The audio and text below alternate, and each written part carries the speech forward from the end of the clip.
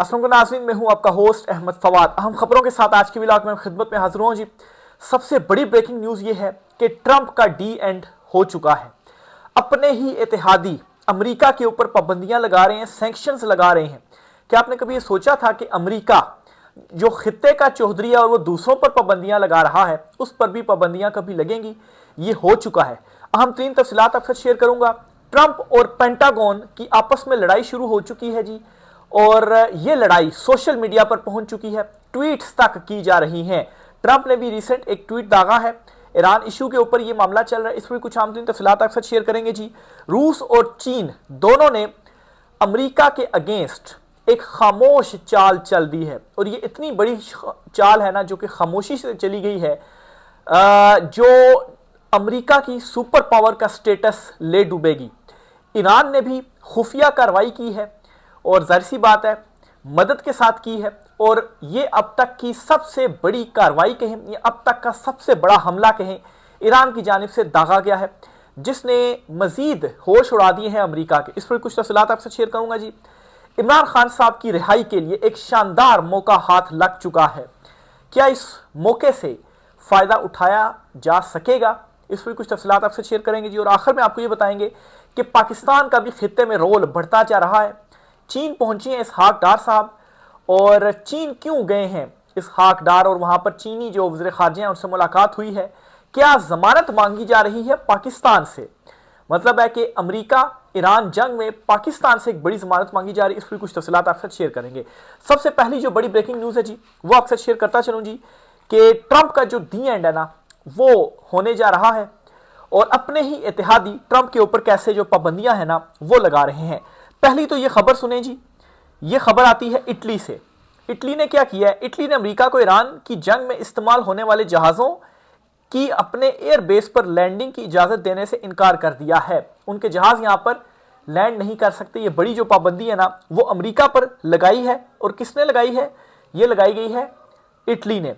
और आज ही के दिन इटली से पहले एक और बड़ी डेवलपमेंट होती है फ्रांस से, और फ्रांस ने भी सेम जो पाबंदी है वो अमेरिका के ऊपर लगाई है। और ये कहा गया जी कि हम अमेरिकी जहाज़ों को नहीं उतरने देंगे। अब इस पर जी जो ट्रंप है ना, सख्त आग बगोला हुए हैं, और उन्होंने दो बड़ी सख्त ट्वीट्स कर दी हैं। क्या सख्त ट्वीट्स किए हैं जी? ट्रंप कहते हैं, ट्रंप ने कहा है कि जो ममालिक अबनाए हरम्स की वजह से जेट फ्यूल हासिल नहीं कर पा रहा, वो अमेरिका से खरीदारी करें या खुद जाकर रास्ता खुलवाएं। उन्होंने बरतानिया पर तनकीद करते हुए कहा कि अमेरिका अब हर मामले में मदद के लिए नहीं आएगा। ट्रंप के मुताबिक ईरान को पहले ही बड़ा नुकसान पहुंच चुका है, अब इत्तेहादियों को खुद अपने मफादात के लिए इकदाम जो है वो करने पड़ेंगे। तो ट्रंप ने जी अपने इत्तेहादियों को यह जवाब दिया है, और ट्रंप ने एक तरह से हैंड्स अप कर दिया कि मैं अबनाए हरम्स नहीं खुलवा सकता, मैंने ठेका तो नहीं लिया। अच्छा, ये बात अमेरिका को बाकी कंट्रीज कहते थे जिनके ऊपर वो मतलब है कि सैंक्शंस लगाता था ना, कि तुमने दुनिया का ठेका लिया हुआ है। और अब ट्रंप खुद कह रहा है जी इत्तेहादियों को, मैंने हर किसी का ठेका लिया हुआ। भाई, ये तो आपको ईरान में हमला करने से पहले सोचना चाहिए था कि आपने आपने जो है वो ठेका लिया हुआ है कोई। क्यों आप अपनाए हरम्स के ऊपर जो है वो अपना कंट्रोल चाहते हैं? लेकिन अब ट्रंप ने देखा कि उसके इत्तेहादी ही उससे हट गए हैं, तो अब वो इस जंग से ना सिर्फ पीछे हो रहा है, बल्कि बहाने तलाश कर, और वो अब ये कहेगा, देखें जी ये तो इत्तेहादी हमारे साथ नहीं आ रहे, तो हम इस जंग से जाते हैं।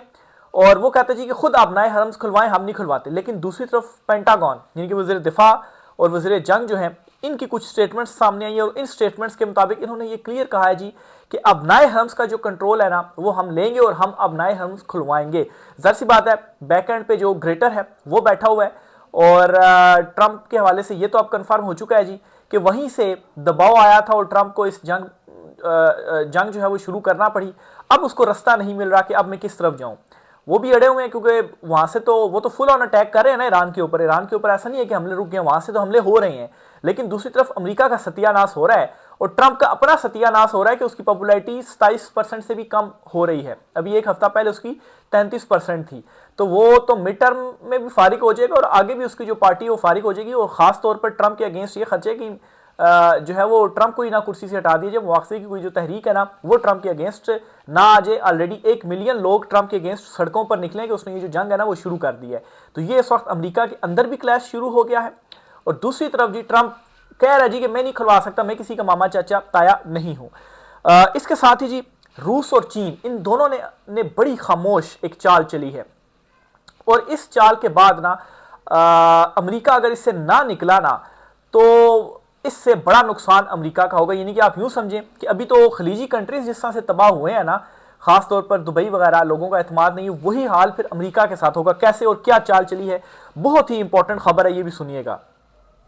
रूस की ईरान की मदद के लिए अनोखी चाल। अच्छा, रूस ना कल से उसने तेल देना बंद कर दिया है। वो कहता है जी कल से मैं ऑयल नहीं बेचूंगा दुनिया को लाले पड़े हुए हैं कि ऑयल कहां से खरीदें, और इसी वजह से ईरान का जो ऑयल है उस पर पाबंदी हटाई अमेरिका ने। अब रूस कहता है जी कि मैं तो तेल ही नहीं बेचूंगा। तेल नहीं बेचूंगा तो फिर किससे लेंगे? यहां से सऊदीया, दुबई वगैरह तो इनकी तो प्रोडक्शन बंद हुई पड़ी है, एक ईरान ही है, तो मजबूरन ईरान की तरफ देखना पड़ेगा। ठीक है, तो रूस ने ये कहा। फिर चीन में भी आज कुछ मुलाकातें हुई, ये पूरी सुनिएगा।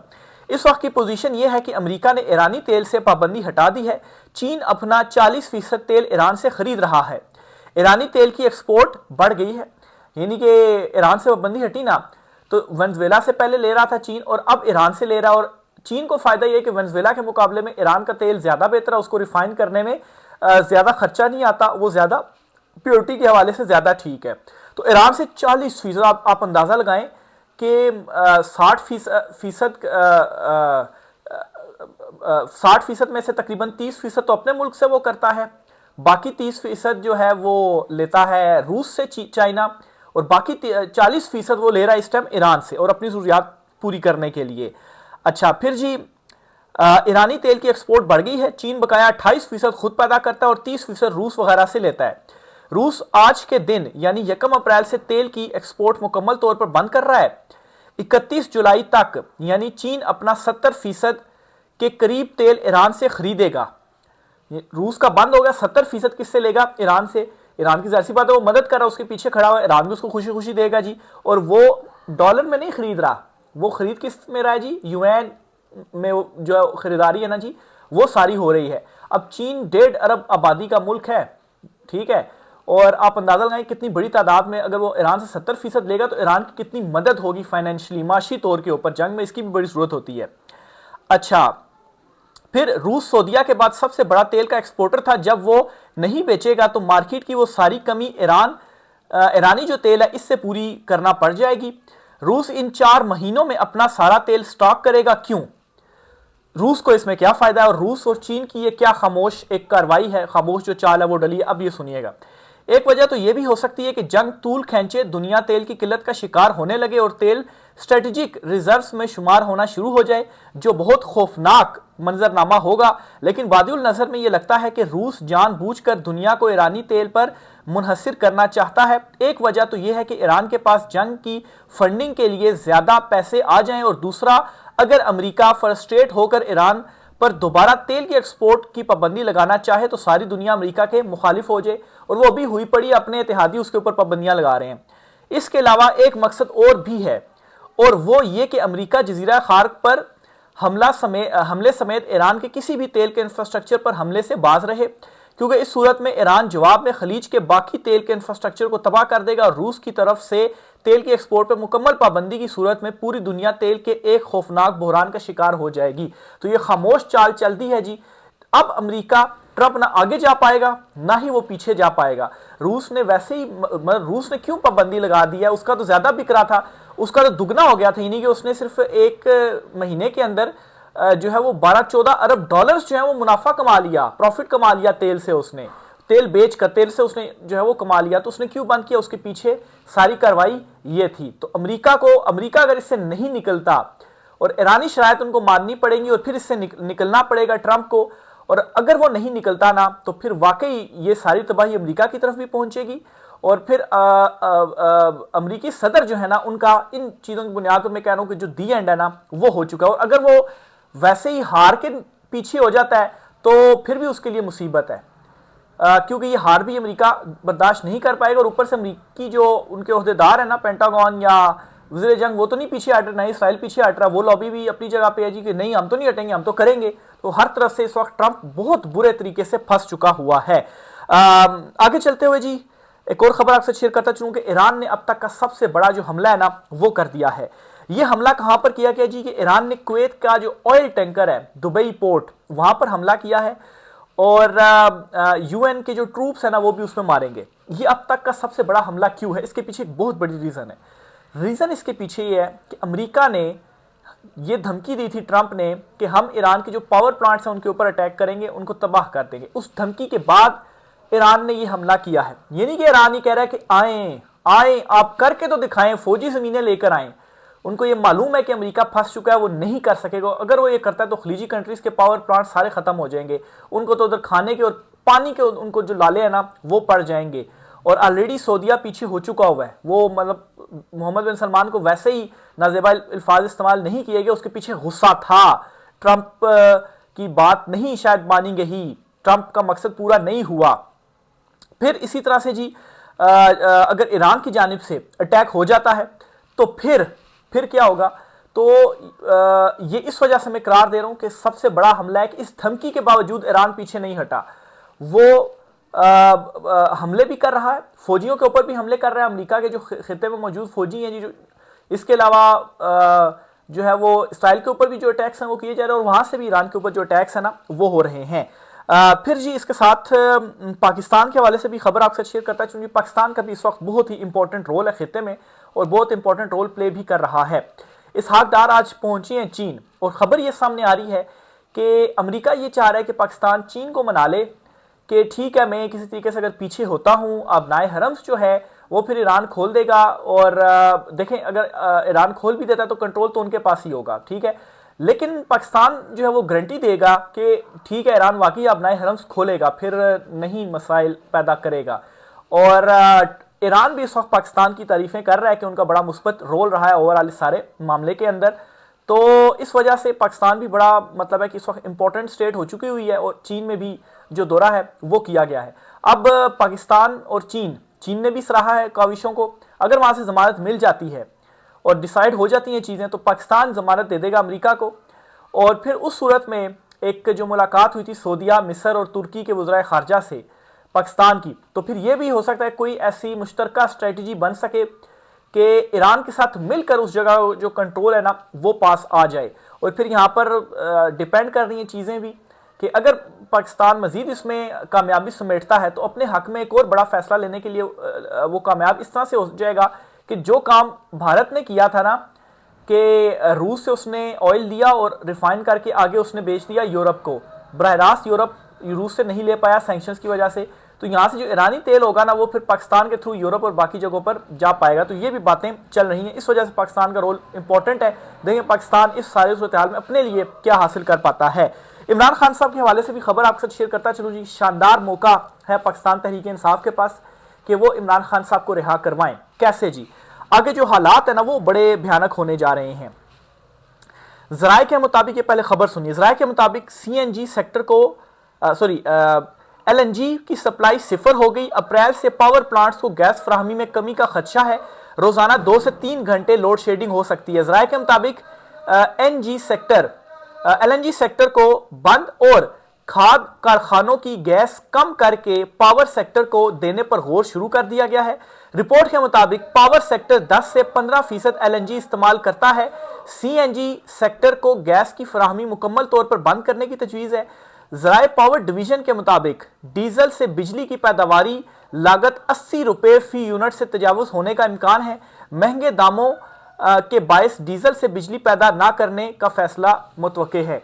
यानी कि एक बहुत बड़ा बहरान आने जा रहा है गैस का और बिजली का भी। और अगर बिजली ये डीजल से बनाएंगे ना तो 80 रुपये से ज्यादा की बनेगी तो देंगे ये कितने की, तो वो तो लोग बिल्कुल भी बर्दाश्त नहीं कर पाएंगे। तो ये इस वक्त इस रजीम के लिए जो सूरत हाल है ना वो बन गई हुई है। यानी कि आलमी सतह के ऊपर भी प्रेशराइज और फिर जी तेल की कीमतें बढ़ेंगी। और ये भी खबर दी जा रही है पाकिस्तान में कि जो आपका पेट्रोल है ना वो मजीद महंगा किया जाएगा और सोलर्स के ऊपर भी मजीद टैक्स आयद किए जाएंगे। अगर ये तमाम तर चीज़ें होती हैं तो आप सोचें कि इस रजीम के ऊपर कितना प्रेशर डलेगा। माइशत जो ऑलरेडी तबाही की तरफ जा रही है और ऊपर से आलमी जो सूरत हाल इस वक्त चल रही है। ऐसा तो नहीं होता ना कि एक दिन में ही सब कुछ ठीक हो जाए। अमेरिका भी इतनी जल्दी से तो पीछे नहीं हटेगा ना। अगर पेंटागन और दीगर जो है वो अड़े हुए हैं, ट्रंप का आपस में मामला चल रहे हैं, तो क्या वो पीछे हो पाएंगे? क्या ट्रंप उनको पीछे कर पाएगा? या कहीं ऐसा तो नहीं है जिस तरह से ट्रंप रोजाना 10 से 12 झूठ बोलते हैं तो ये भी अब वो कार्रवाइयाँ तो डाल रहे हैं, लेकिन फौजें तो तैनात कर दी हैं, वो क्यों की गई हैं, कोई उसके पीछे मकसद होगा। तो एक तो ये आलमी सूरत हाल बनी हुई है, तो पीटीआई के पास मौका ये है कि यहाँ पर वो इमरान खान साहब की रिहाई प्रेशर डलवा कर करवा सकते हैं।